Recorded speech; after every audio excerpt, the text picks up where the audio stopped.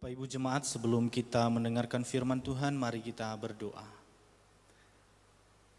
Kami sungguh meninggikan nama-Mu ya Tuhan, oleh karena kebesaran-Mu, oleh karena Engkaulah Allah yang kami puji dan kami sembah. Terima kasih Tuhan, di masa-masa penantian kami, menantikan kelahiran-Mu di dunia ini, di minggu Advent yang keempat ini. Kami mengucap syukur Tuhan, bahwa Engkau datang ke dunia melihat bagaimana orang-orang di dunia ini penuh dengan dosa, dan Engkau sendirilah yang menyelamatkan kami. Dan di bulan-bulan Desember ini kami memperingati akan kasih yang begitu besar yang Tuhan berikan teladan bagi kami semua. Maka biarlah di masa-masa Natal ini kami benar-benar merenungkan kebaikan Tuhan dalam kehidupan kami, bahwa dalam keberdosaan umat manusia di dunia ini, Tuhan datang untuk menyelamatkan kami. Kami bersyukur mempunyai Allah seperti Engkau ya Bapa, dan pada siang hari ini kami bersama-sama mendengarkan firman Tuhan. Berikanlah hikmat kepada setiap kami, baik kami yang ada di tempat ini maupun seluruh jemaat yang ada di rumah, yang ikut bersama-sama beribadah bersama kami pada hari ini. Tuhan yang senantiasa memberkati kami. Kami serahkan waktu ini dalam tangan-Mu, dalam nama Yesus kami berdoa. Amin.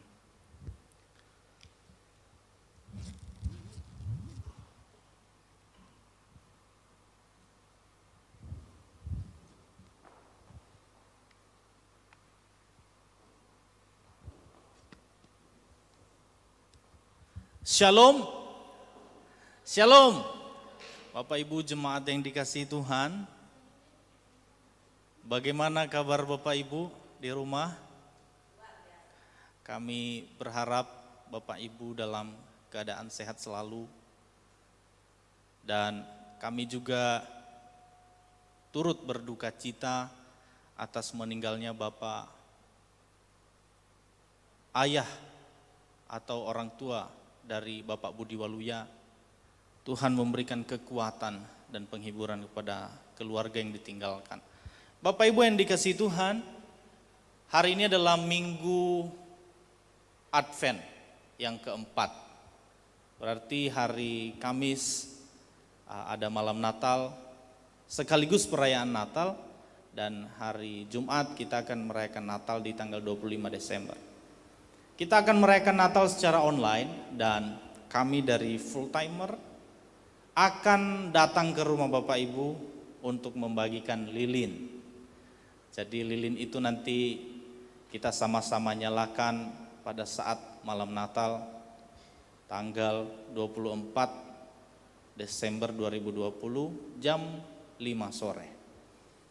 Bapak Ibu yang dikasihi Tuhan, mari kita sama-sama membuka Alkitab kita di dalam Lukas pasal 1 ayat 26 sampai 38. Di dalam Lukas pasal 1 ayat 26 sampai 38, Bapak Ibu juga bisa melihat di layar TV Bapak Ibu. Saya akan membacakan, Bapak Ibu bisa memperhatikannya.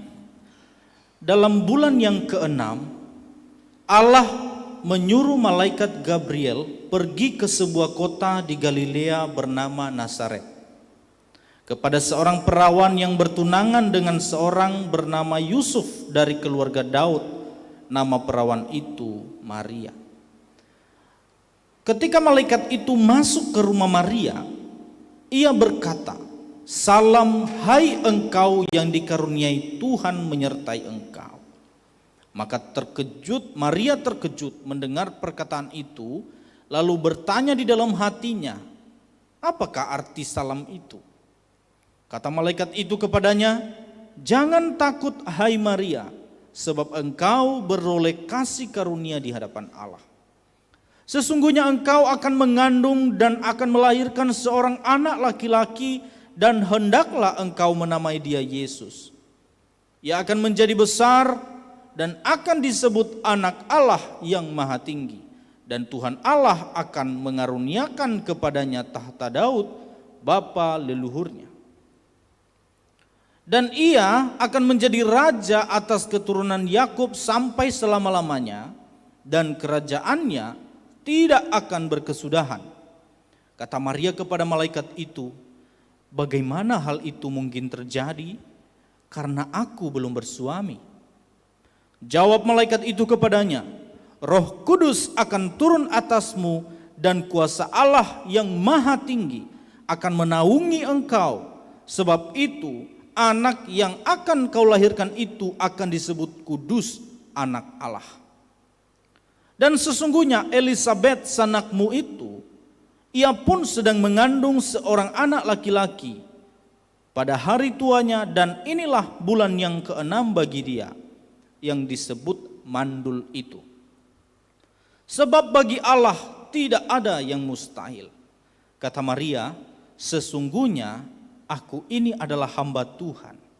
Jadilah padaku menurut perkataanmu itu. Lalu malaikat itu meninggalkan dia. Bapak Ibu jemaat yang dikasihi Tuhan, di masa-masa Natal ini ada banyak sekali, bahkan seluruh orang Kristen di Indonesia begitu mempersiapkan perayaan-perayaan Natal bahkan di rumah masing-masing karena pandemi ini. Saya melihat di story-story Bapak Ibu, saya melihat di Facebook, sudah mulai memasang pohon Natal di rumah masing-masing, begitu ya. Menghias pohon Natal dengan baik, memberikan yang terbaik. Tujuannya apa? Adalah untuk memperingati kedatangan Tuhan Yesus, untuk menyambut kelahiran Tuhan Yesus di dunia. Namun Bapak Ibu yang dikasihi Tuhan, pada hari ini kita belajar bersama-sama sebelum kelahiran Yesus, apa yang terjadi pada saat itu. Kita bersama-sama belajar dari satu tokoh, yaitu Maria. Di mana Tuhan memakai kandungan Maria, sehingga dari Marialah lahirlah Tuhan Yesus. Nah Bapak Ibu yang dikasihi Tuhan, tema perenungan kita pada hari ini yaitu respons gereja terhadap panggilan Allah. Respons gereja terhadap panggilan Allah. Di Natal ini yang terpenting adalah respons kita. Ya, kalau hal-hal lahiriah itu setelah respons itu. Yang harus kita perhatikan baik-baik adalah, sudahkah esensi Natal itu ada di dalam hati kita? Kalau kita membayangkan Bapak Ibu 400 tahun masa kegelapan. Terakhir kita perjanjian lama adalah Maleakhi. Di antara Maleakhi ke Matius itu adalah 400 tahun. Di mana 400 tahun itu Allah tidak berbicara kepada umatnya. Makanya sering disebut itu adalah masa kegelapan. Di masa-masa 400 tahun ini, di situ muncul berbagai filsafat-filsafat. Ada filsafat humanisme, ada banyak filsafat yang muncul. Ada filsafat-filsafat tentang ilmu pengetahuan. Disitulah banyak orang pada saat itu tidak memerlukan Tuhan. Bahwa ilmu pengetahuan sajalah yang bisa menyelamatkan kita. Dan berbagai macam filsafat muncul pada saat itu. Dan masih banyak filsafat-filsafat itu yang dianut oleh orang-orang pada zaman sekarang ini. Nah Bapak Ibu yang dikasihi Tuhan, setelah itu, setelah masa kegelapan ini 400 tahun, maka Allah mengutus anaknya, yaitu Tuhan Yesus, untuk menyelamatkan orang-orang yang berdosa di dunia ini. Itulah merupakan esensi Natal, di mana Allah menunjukkan kasih-Nya. Yohanes 3:16, karena begitu besar kasih Allah akan dunia ini. Di Natal ini harusnya itulah yang menjadi perenungan kita bersama. Tidak salah kita membuat pohon Natal di rumah, tidak salah kita menghias gereja dengan baik, tidak salah. Tetapi esensinya bukan di situ. Esensinya adalah berbicara tentang kasih Allah kepada manusia. Namun di beberapa Orang Kristen saya lihat ada yang sering disebut adalah orang Kristen kapal selam. Ya. Kadang-kadang munculnya itu pas di Natal saja. Natal, terus mulai Januari udah nggak Natal lagi, tenggelam lagi. Muncul lagi pas Natal lagi. Itu salah juga Bapak Ibu ya. Nah, hari ini kita belajar bersama-sama tentang respons gereja terhadap panggilan Allah. Kita belajar dari Maria, yaitu Tuhan yang memilih Maria. Tuhan yang memanggil dan memilih Maria. Siapakah Maria itu sampai-sampai Tuhan memilih dia? Dan ternyata Bapak Ibu, Maria itu masih sangat muda pada saat itu. Dia dalam posisi sedang bertunangan dengan Yusuf. Dan setelah saya baca berbagai literatur Bapak Ibu, Maria itu bukan orang kaya. Maria adalah orang miskin. Maria adalah orang yang tidak dipandang oleh dunia. Maria adalah orang yang tidak dipandang oleh orang-orang di sekitarnya. Karena secara manusia, Maria ini bukan siapa-siapa. Dia hanya seorang miskin dan seorang gadis muda. Tapi kenapa Tuhan pilih?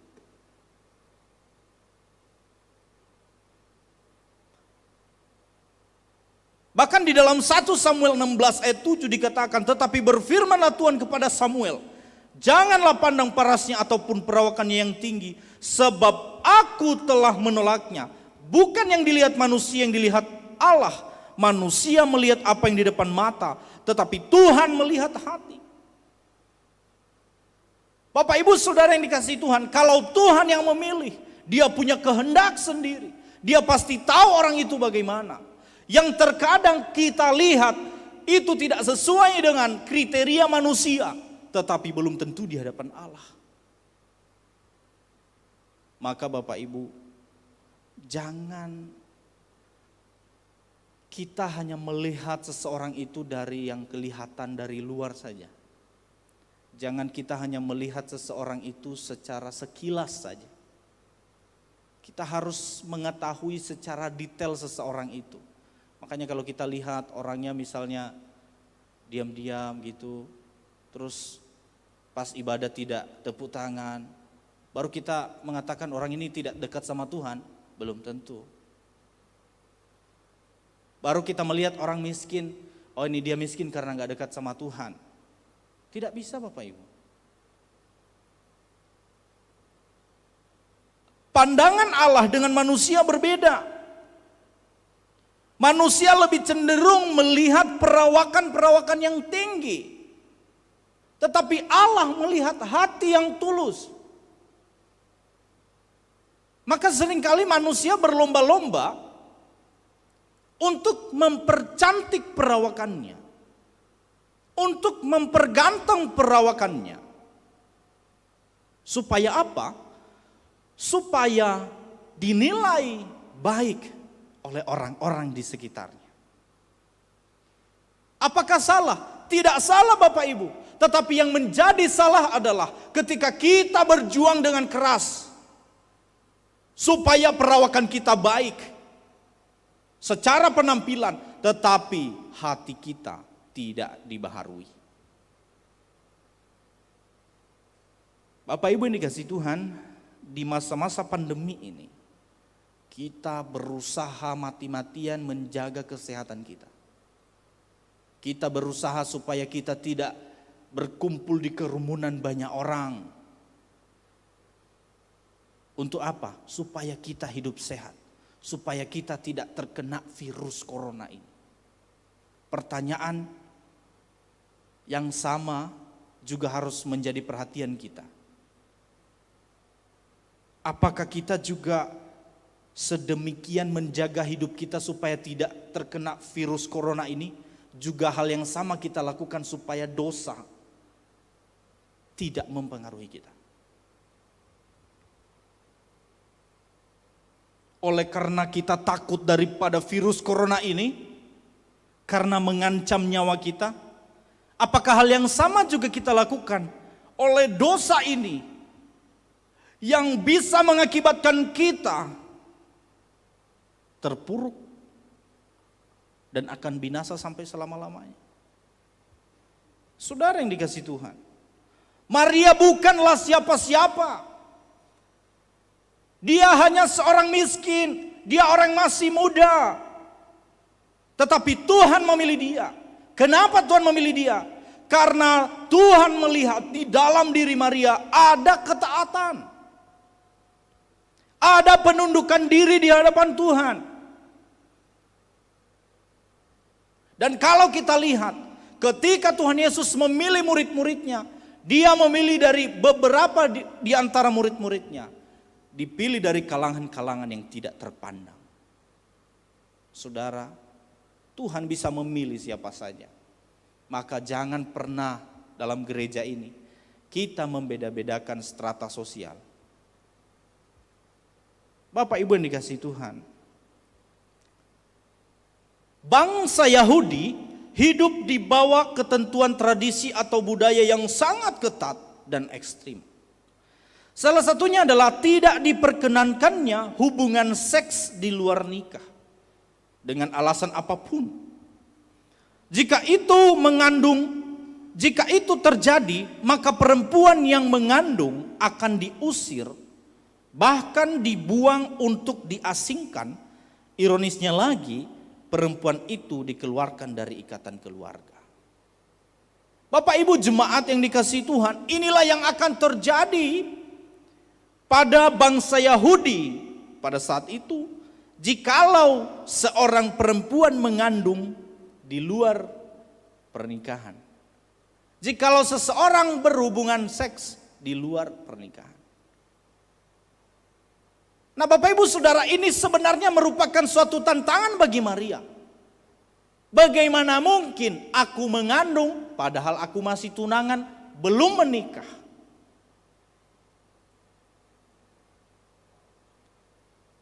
Kita bisa melihat nanti apa yang akan terjadi dalam diri Maria. Mungkin dia berpikir pada saat itu, jikalau saya hamil tanpa suami, apa kata orang?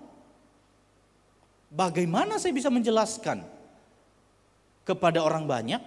Dan bagaimana saya bisa menjelaskan kepada calon suami saya? Mungkin para pria-pria yang masih muda yang belum menikah, bagaimana kalau calon istri kita tiba-tiba hamil? Bagaimana perasaan saudara? Ini menjadi tantangan tersendiri bagi kehidupan Maria pada saat itu. Karena begitu ketatnya peraturan-peraturan yang ada di bangsa Yahudi. Dan di suku kami juga, di suku Nias. Itu juga ada peraturan tersendiri di mana seseorang kalau hamil di luar nikah. Dan saya rasa semua suku-suku kita juga ada peraturan-peraturan itu ya. Suku Batak, Toraja, suku Jawa, dan sebagainya. Nah Bapak Ibu yang dikasihi Tuhan,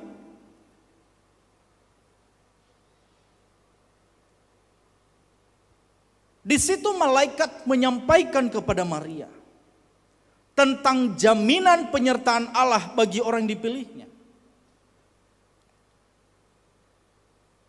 Sebelum Maria mengambil keputusan di sini bahwa dia katakan di ayat terakhir, jadilah padaku menurut kehendakmu. Malaikat itu menyampaikan kepada Maria di ayat 35, 36, 37. 35 yang pertama. Roh Kudus akan turun atasmu dan kuasa Allah yang maha tinggi akan menaungi engkau. Sebab itu anak yang akan kau lahirkan itu akan disebut kudus, anak Allah. Di sini ada suatu jaminan bahwa Roh Kudus akan turun atasmu dan kuasa Allah yang maha tinggi akan menaungi engkau. Ada jaminan penyertaan Allah di dalam kehidupan Maria. Ada jaminan Allah di dalam kehidupan kita bagi orang-orang yang dipanggilnya. Makanya kalau Bapak Ibu sering mendengar Tuhan yang memanggil, Tuhan juga yang memelihara. Dan kalau kita melihat Bapak Ibu, di dalam kehidupan para tokoh-tokoh Alkitab, di dalam perjalanan hidup mereka, Tuhan tidak pernah meninggalkan mereka asal hidup mereka berkenan di hadapan Tuhan. Saya mau katakan Bapak Ibu, sesulit apapun hidup kita saat ini, sesulit apapun yang kita sedang alami saat ini, ada jaminan yang diberikan oleh Tuhan kepada kita bahwa Dia selalu menyertai kita. Maka Bapak Ibu, ketika kita sebagai orang-orang percaya, kita mengalami pergumulan, kita mengalami kesedihan. Tetapi yang membedakan kita dengan orang lain adalah kita mempunyai pengharapan di dalam Tuhan, tidak berlarut-larut dalam kesedihan. Kenapa? Ada jaminan, yaitu Roh Kudus akan turun atasmu. Dan kuasa Allah yang maha tinggi akan menaungi engkau. Akan menaungi engkau, akan melindungi engkau. Dan yang kedua, apa jaminan yang diberikan Allah kepada Maria? Dan sesungguhnya Elisabet sanakmu itu, ia pun sedang mengandung seorang anak laki-laki pada hari tuanya, dan inilah bulan ke-6 bagi dia yang disebut mandul itu. Sebenarnya di sini Tuhan sedang menunjukkan kepada Maria bahwa orang yang mandul saja, orang yang mandul, yang sudah bertahun-tahun mandul, oleh karena kuasa Tuhan, orang yang mandul ini bisa mempunyai seorang anak. Tuhan sedang menunjukkan bahwa aku ini Allah yang luar biasa. Tidak ada yang mustahil bagiku. Apa yang tidak mungkin menjadi mungkin.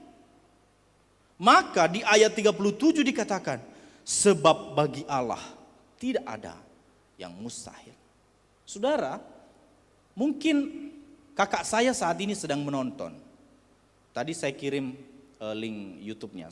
Saya bilang, dan memang selama pandemi ini mereka nonton ibadah di sini. Mereka mengikuti ibadah di sini. Saya punya ponakan umur 2 tahun. Ponakan saya ini mengalami kanker mata stadium 4. Ini menjadi kesedihan yang luar biasa di dalam kehidupan. Saya bisa membayangkan Bapak Ibu, orang tuanya bagaimana, perasaan orang tuanya bagaimana. Kanker mata stadium 4. Bahkan di awal-awal COVID, di bulan-bulan Maret, dokter mengatakan bahwa kemungkinan ini untuk hidup hanya 20%. Maka orang tua daripada ponakan saya ini berjuang terus. Mereka sudah putus asa dan mengatakan, ya sudah, pokoknya kita lakukan bagian kita berdoa sama Tuhan. Sembuh nggak sembuh, pokoknya kita bawa saja ke rumah sakit. Dibawa ke Medan, di rumah sakit Adam Malik. Dan singkat cerita, saat ini keponakan saya itu sudah hampir sembuh. Dia menjalani kemoterapi umur 2 tahun itu sangat menyakitkan. Setelah dia menjalankan kemoterapi selama 3 hari 3 malam, dia itu nggak bisa ngapa-ngapain. Dia nggak bisa ngomong, cuman diem. Karena mungkin badannya semua lemes. Tetapi saya percaya Tuhan ikut campur tangan, yang dokter mengatakan kemungkinan hidup hanya 20%. Sampai sekarang keponakan saya bisa sehat. Dan dokter mengatakan sudah bisa liburan bulan Desember ini, sudah bisa pulang ke Nias. Saudara, bagi Allah tidak ada yang mustahil. Terkadang hal-hal yang tidak masuk akal di pikiran kita, Tuhan berikan yang terbaik. Kadang gak masuk akal, tetapi nyata dalam kehidupan kita. Itulah Allah. Itu yang membedakan Allah daripada yang lain. Makanya Bapak Ibu, kita harus menaruh pengharapan kita ini dengan Allah. Kita harus menaruh iman kita sesungguhnya di hadapan Tuhan. Jangan kita datang kepada Tuhan hanya pada waktu kita butuh. Datanglah kepada Tuhan dikala kita sedang sukacita maupun duka cita. Maka Bapak Ibu, di tengah-tengah persoalan yang kita hadapi, Tuhan menunjukkan kuasa-Nya. Itulah yang menjadi kekuatan bagi Maria pada saat itu. Maka respon Maria pada saat itu di ayat 29 wajar saja sebagai manusia. Maria terkejut. Di ayat 30 dikatakan oleh malaikat itu, "Jangan takut hai Maria, sebab engkau beroleh kasih karunia di hadapan Allah." Ini adalah merupakan kasih karunia di hadapan Allah. Di antara ribuan wanita di dunia, Tuhan memilih Maria. Dan di ayat 34, bagaimana mungkin hal itu terjadi? Karena aku belum bersuami. Bapak Ibu dikasih Tuhan, secara medis, secara biologis, ini nggak mungkin terjadi. Kalau tidak ada hubungan suami istri, tidak ada hubungan antara wanita dan pria, tidak berhubungan, tidak mungkin ada seorang bayi yang ada dalam kandungan itu. Tidak mungkin. Tetapi justru yang tidak mungkin ini mungkin bagi Allah. Dengan kejadian-kejadian seperti ini, masihkah kita meragukan Allah? Saudara-saudara yang dikasihi Tuhan, maka di dalam merespon panggilan Allah ini dalam kehidupan kita, kita harus tunduk pada panggilan Allah itu. Masing-masing kita orang percaya, jangan berpikir bahwa yang dipanggil Allah untuk melayani itu hanya pendeta, hanya full timer gereja, hanya penatua. Enggak. Di dalam konseling pranikah, mungkin di sini ada Bunga dan Mas Wawan, Stefani dan Adi yang baru menikah di bulan Desember ini kemarin. Saya menjelaskan kepada mereka bahwa di dalam pernikahan Kristen, jadilah keluarga Kristen yang melayani. Jadilah keluarga Kristen yang melayani Tuhan. Kalian punya potensi yang luar biasa. Pakailah itu untuk melayani Tuhan. Maka kita di tempat ini harus menjadi jemaat yang melayani. Di dalam talenta karunia yang Tuhan berikan kepada kita, marilah kita menjadi jemaat yang melayani. Yang tunduk pada panggilan Allah. Maka ketundukan Maria di ayat 38, bagi Maria ketundukan dan penyerahannya ini mempunyai resiko yang tinggi. Saudara, tunduk kepada Allah mempunyai resiko yang tinggi dalam kehidupan yang dialami oleh Maria. Yang pertama adalah kesalahpahaman Yusuf.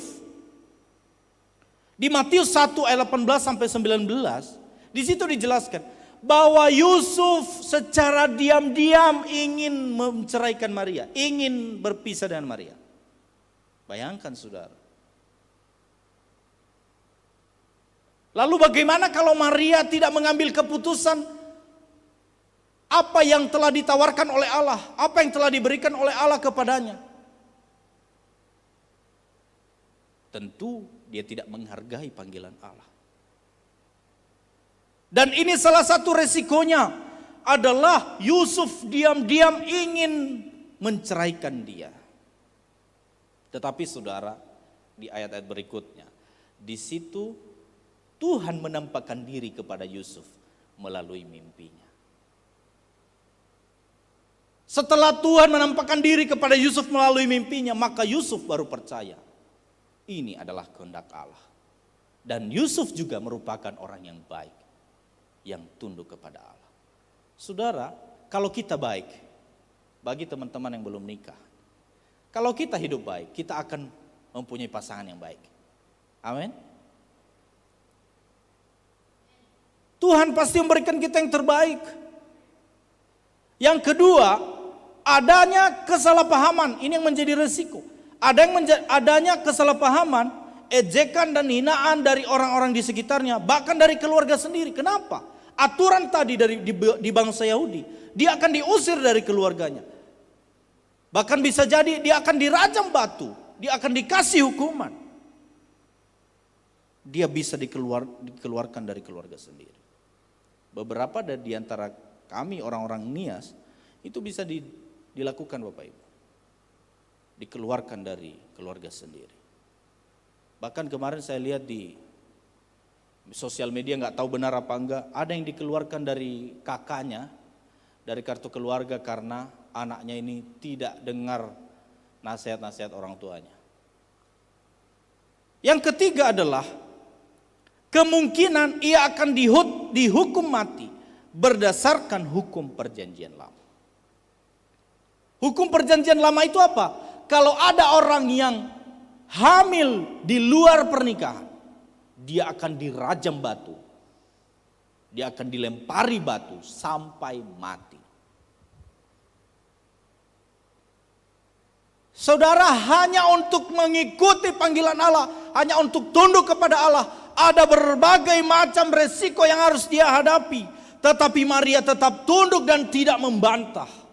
Ini menunjukkan iman yang hebat. Terkadang Bapak Ibu dalam kehidupan ini, oleh karena kita terlalu banyak memikirkan resiko-resiko, kita tidak mengambil keputusan untuk tunduk kepada Allah, tetapi mengambil keputusan untuk tunduk kepada resiko-resiko itu. Saudara yang dikasihi Tuhan, kita harus berani dalam hidup ini.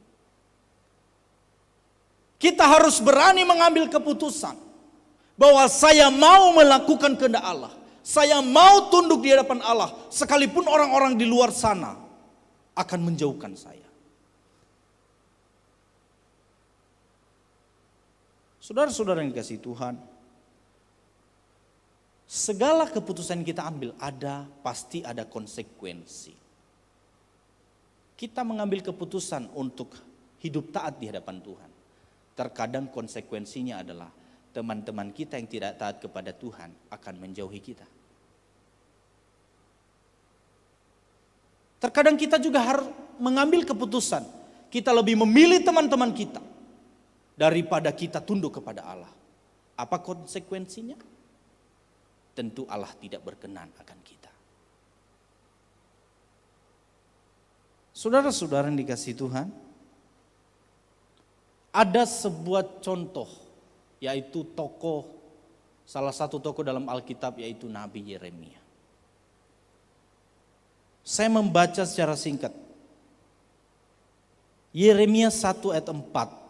Firman Tuhan datang kepadaku bunyinya. Sebab aku membentuk engkau dalam rahim ibumu. Aku telah mengenal engkau.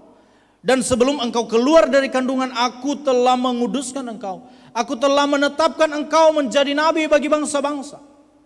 Maka aku menjawab, Tuhan Allah, sesungguhnya aku tidak pandai berbicara, sebab aku ini masih muda. Tetapi Tuhan berfirman kepadaku, janganlah katakan aku ini masih muda, tetapi kepada siapapun engkau kuutus, haruslah engkau pergi. Dan apapun yang kuperintahkan kepadamu, haruslah kau sampaikan. Janganlah takut kepada mereka, aku akan menyertai engkau untuk melepaskan engkau, demikian firman Tuhan. Ketika Tuhan memilih Nabi Yeremia, Yeremia ini bukan siapa-siapa, bahkan Yeremia sendiri mengatakan, bagaimana mungkin aku seorang nabi, saya sendiri pun tidak pandai berbicara. Tetapi kalau Tuhan yang memilih, Tuhan memberikan jaminan di situ bahwa jangan takut, sebab aku menyertai engkau untuk melepaskan engkau, demikianlah firman Tuhan. Saudara yang dikasihi Tuhan, Tuhan memilih banyak hamba-hambanya bukan karena mereka mempunyai potensi yang luar biasa. Tetapi kadang Tuhan memilih orang yang tidak bisa apa-apa, tetapi mereka mempunyai hati yang melayani. Mereka mempunyai hati yang baik, yang tunduk kepada Allah, dan Tuhan memakai orang-orang itu. Salah satu di dalam pedoman kerja tahun 2020 ini dalam tim ibadah. Tahun 2019, 2020 itu yang selalu kita terapkan, bahwa kemampuan skill dengan spiritual itu harus berjalan bersama, saudara. Jangan kita memiliki skill yang baik, tapi kita tidak punya karakter yang baik. Kita punya karakter yang baik. Kalau skill kita bukan di menyanyi, itu juga bisa jadi batu sandungan buat orang lain. Kita harus melayani sesuai dengan kemampuan yang Tuhan berikan kepada kita. Dan harus diimbangi dengan kerohanian kita di hadapan Tuhan. Tuhan memilih Nabi Yeremia. Dan di ayat 10 dikatakan, ketahuilah pada hari ini aku mengangkat engkau atas bangsa-bangsa dan atas kerajaan-kerajaan untuk mencabut dan merobohkan, untuk membinasakan dan meruntuhkan, untuk membangun dan menanam. Ini luar biasa Bapak Ibu. Sehingga Bapak Ibu yang menjadi pertanyaan bagi kita adalah, kalau Tuhan memberikan firman yang kelihatan tidak logis bagi saudara, maukah saudara percaya? Sekali lagi, kalau Tuhan memberikan firman yang kelihatannya tidak logis bagi saudara, maukah saudara percaya? Ada salah satu hal yang tidak logis kadang-kadang Bapak Ibu. Tuhan mengatakan, kasihilah musuhmu. Logis enggak? Secara manusia enggak logis Bapak Ibu. Kalau bisa musuh itu kita harus balas dendam kepadanya. Kalau dia buat salah pada kita. Enggak logis. Tapi Tuhan mengatakan, kasihilah musuh. Maukah kita melakukannya? Yang kedua adalah, kalau Tuhan memberikan perintah yang kalau saudara taati akan memberikan resiko atau kerugian besar bagi saudara, maukah saudara tunduk? Kalau Tuhan memberikan perintah yang kalau saudara taati akan memberikan resiko atau kerugian besar bagi saudara, maukah saudara tunduk? Saudara yang dikasihi Tuhan, sehingga di ayat 38 Maria mengatakan, sesungguhnya aku ini adalah hamba Tuhan. Jadilah padaku menurut perkataanmu. Inilah iman yang dimiliki oleh Maria. Saudara, dengan keputusan yang diambil oleh Maria ini, apakah selanjutnya hidupnya baik-baik saja? Ada banyak tantangan yang harus dihadapi. Sebentar lagi kita akan merayakan Natal ini. Dia harus melahirkan di kandang domba. Tidak berhenti sampai di situ. Raja Herodes ingin membunuh anak usia 2 tahun pada saat itu. Maria dan Yusuf harus menyembunyikan diri, harus lari ke sana kemari. Banyak tantangan. Tetapi Tuhan menyertai Maria dan Yusuf. Itu yang terpenting Bapak Ibu. Tuhan menyertai, Tuhan menuntun jalan mereka. Oleh sebab itu, marilah kita sebagai orang-orang percaya pada Tuhan. Jangan pernah takut. Apapun yang menjadi persoalan-persoalan hidup, jangan pernah takut. Tuhan memberikan jaminan bagi kita. Dan kita harus menjadi orang percaya yang berani mengambil resiko. Bahwa kita tunduk kepada Allah apapun resikonya. Kita tidak bisa berkompromi dengan dosa. Tidak bisa. Kita tidak bisa mengasihi dosa dan mengasihi Allah juga. Tidak bisa. Kita harus memilih untuk mengasihi Allah dengan sungguh-sungguh.